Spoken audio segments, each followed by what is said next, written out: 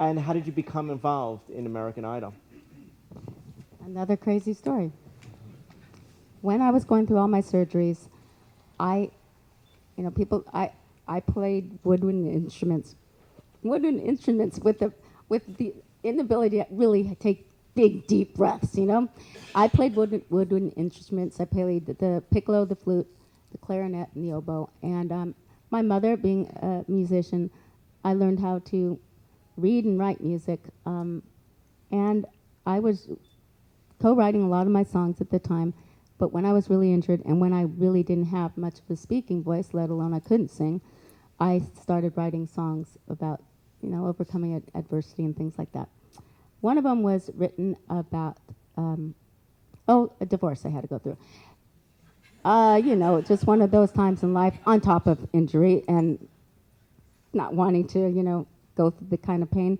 I wrote a retro kind of pop disco song, and I co-wrote it with a stranger that I met in New York, who met me on a day that I was in my publishing office at EMI Publishing, and it was after many of my surgeries, and I was told, Paula, Virgin Records dropped me. My manager left me. Agency left. It's, good old-fashioned entertainment business. You're down for the count. They keep going. And you know what? You've written some really cool songs, but would you be open to selling your songs? And I was like, that's just kind of weird. It's so personal to me. I'm going to come back. I'm going to come back. And I remember that there was a girl on that day that I was kind of like, you might want to sell your records. I saw a girl on the street corner. It was raining outside of, what is it? What's the deli? The stage deli. And she just said to me, "Are you Paula Abdul?" I said, "Yeah." And she said, "That's cool. My boss has a framed thank you letter that you wrote him and no other artist really has written him." I said, "Really? Who's your boss?" And she said, "He's the president of Billboard magazine." And I said, "Really?" And she goes, "Yeah." And she goes, "That's cool." I said, "Wow." I said, "What are you doing? Are you on your lunch?" And she goes, "Yeah." I go, "Well, I missed my flight. Do you want to have lunch with me?" Oh, it was the Brooklyn Diner. Forgive me. I have to remember those details. And she goes, "Wow, you're really kind of like exactly how you are." I said, "I guess so." She didn't know that I had nothing else to do. Needless to say, I said, "Are you an aspiring songwriter?" She goes, "Everybody is, but we can't solicit what we want to do." And I said, "Are you good?" And she said, "Yeah, I am." I said, "I believe you." She's also really kind of tough. And I said, I remember you said you'd live close by. And she said, "Not far." I said, "Do you have any demos? Could you go get them for me?" She said, "I haven't written for anyone. I write for myself." I said, "That's okay." I go, "What do you want?" And I got her lunch. I waited for her. She brought her Walkman back. And I listened to her songs. And she really was good. And her name was Cara Diaguardi. So, truth be told, let me just tell you something. How weird is that? Now, this is way before I'm doing American Idol, let alone crazy, right? Cuckoo crazy. I believed in her so much, I said, "Look, if you really want to do this, I'd love to help you as best as I can. I know wonderful writers and writing camps. I know some of the writing camps that work with Brittany. I know people, at least I can introduce you." And she said, "Get out." And I said, "No, I'm serious. But just, give enough notice to your work. I don't want any problems." By the time I got to LA, she called and said, "I'm taking you up on it." I moved a stranger to LA. Her name's Kara. She stayed with me. And it just so happens that right at the beginning, and total stranger, this is the truth. But before that, I played her a song that I wanted to do. And she ended up writing with me a song the first song that was sold was to a girl that had tremendous success before me that was huge in London, and she's Australian. She had an American hit, and I went, "Locomotion, Kylie Minogue?" Yep. I heard she couldn't get arrested. She's on a small label, and I said, "Music to my ears." She loves it. Give it to her. And Kara and I did the vocals, and we wrote it.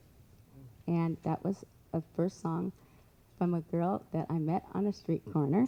And she was in my home, And it was crazy because I had gotten a gift certificate, so to speak, to see a clairvoyant person. I know it's crazy, but it's true.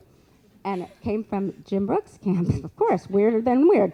And she was this Italian woman in the valley. Her name was Dolores Cartolucci, and that's how she talked. And she was like Italian, and she helped find missing children. And she's an older broad in her 70s. She's crazy accurate. I mean, you could see amazing, like very famous people coming out of her little humble home in the San Fernando Valley.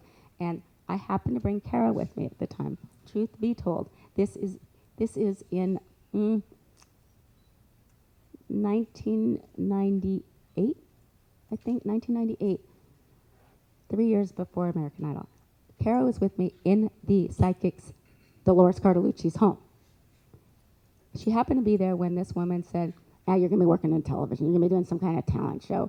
I said, "No, I'm not. It's just, yeah, it's singers." I said, "Oh, I'm not doing Star Search. I'm not. No, I'm not doing." She said, "Nah, it's not Star Search. It's going to be bigger than anything you've ever been on before." And she goes, "I don't know what I'm talking about, but it's going to be it's something you're doing there, and it's from overseas. There's going to be a son of a gun, she said, son of a bitch sitting next to you, and he's British, and you're going to be sitting next to a dark-skinned man. I think you know him." I'm like, "What is this woman talking about? I have no idea." And she goes, "And you willed it to happen. I'm just only saying what I'm seeing, and you willed it to happen." I go, "What do you?" She goes, "I don't know. You'll figure that out." I leave. I'm like going, there were some cool things she said, but that whole TV thing, it's like, I don't know what she's talking about. Needless to say, when Kylie Minogue, then months later, we heard that Kylie was going to record it. Then, then a year later, the song, she entered the charts at #1, first time ever in her career, #1 in the UK charts. The song was a bona fide smash, meant royalties, it meant excitement, new career beginning also.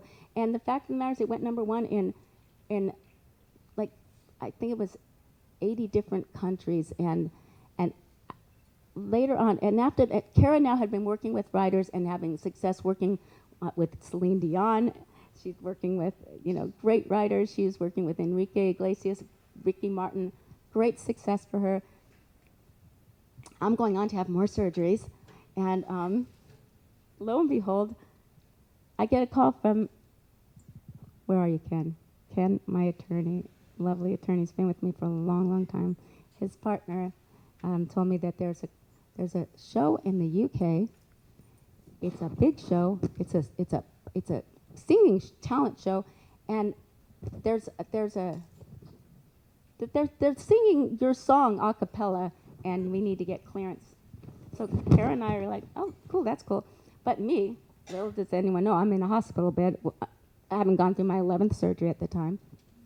And I said, "What is this show about?" And I said, can I get the name of the producer? So me calling over and over again from my hospital bed, trying to get a hold of this show. I wanted to know what the show is about. Like I'm going to work there. Like I'm going to see if I can get some work. And I didn't even know if I could really move, but I had an idea. If it's a talent show, I could give them some wisdom. I know how to do staging and choreography, and I know what it's like to be a pop star. So I finally, after at least a dozen plus attempts, I convinced by humming straight up that it really was Paula Abdul, and I didn't have to hear someone say F off or bullocks or anything like that. And I finally got through, and I spoke to one of the producers, and they explained to me that this is a show that's the biggest phenomenon, that the queen clears her diary to vote. Well, I don't know what clearing a diary is to vote. And they explained to me, I went, "You mean the country votes?" "Oh, better than that. There's 2 guys, one on each end, that are meaner than mean, and they tell you your crap right in front of your face." And I went, "Oh my God, wow." And they said, "Oh yeah." I said, "Well, do you think that I could come and help you? Do you need my help? Like I could come and help when you get to the finalists?" And the woman said, her name was Claire Howell. She said, "That is an amazing idea." She said, "Well, we have many months left before we first day of filming," and I got a call from that woman, Claire Howell. "We'd love to bring you to London to work on this show called Popeye."